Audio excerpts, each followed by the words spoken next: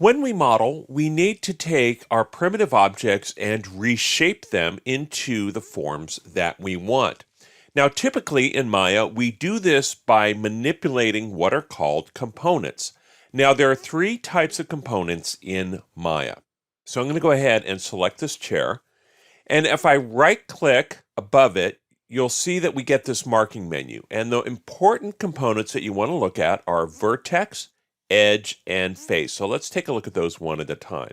So if I go into vertex mode, you'll see that these are the points that define the object. And we can select these by just marquee selecting or individually selecting them.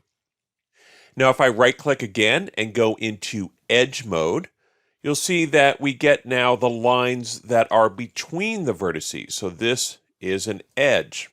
If I right-click again, we get faces. Now faces are actually the geometry defined by the edges, and so usually they're four-sided or three-sided shapes. They can be more, but typically most models try to limit to 3 or 4. Now we can select, move, and manipulate any one of these or any combination of these in Maya.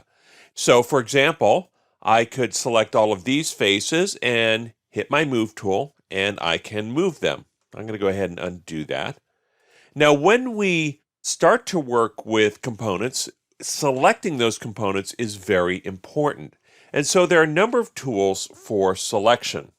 The first one is just selecting the components themselves. So we can select them one at a time, or if we hold down Shift, we can multiple select them. We can also continue to hold down Shift and deselect them.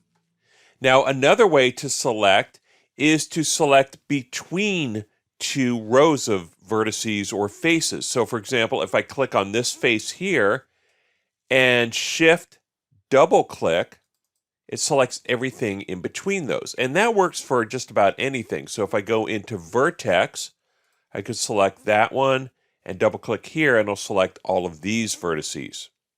And if we go into edge mode, we can do the same. Select this one, double click, and it selects all of those. Now edges are a special case. So if you select an edge and double click on it, it selects what's called an edge loop. Now these are important for modeling because they really define the outline of an object. So if I were to click on this vertical edge and double click on it, you can see that I can select those edge loops. And I can also hold down Shift and double click to select multiple edge loops.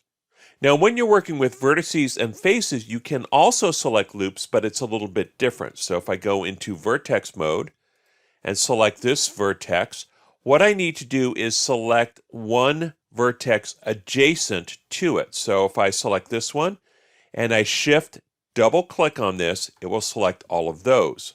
If I select this one and I Shift double click above it, it'll select a vertical row. Now the same thing happens for faces. So I can select the face, Shift double click, and there we go. So again, you have to go with adjacent faces, either directly above or directly to the left or right. So if I double click below here, Shift, double click above, or Shift, double click to the left or right, you can see how we are selecting loops. Now another way to select is to grow and shrink your selection. Now I'm going to do this with vertices. So I'm going to right click and go into vertex mode here. So let's say I'm trying to select the upper corner of this, and maybe I can only grab a few vertices. Now, if we use the greater than and less than sign on the keyboard, we can grow and shrink. So if I hit Shift and then greater than, I can grow my selection. Less than reduces it. So if I were to select a whole bunch of vertices here, I could reduce that or expand that just by hitting greater than and less than. And this also works for faces and edges.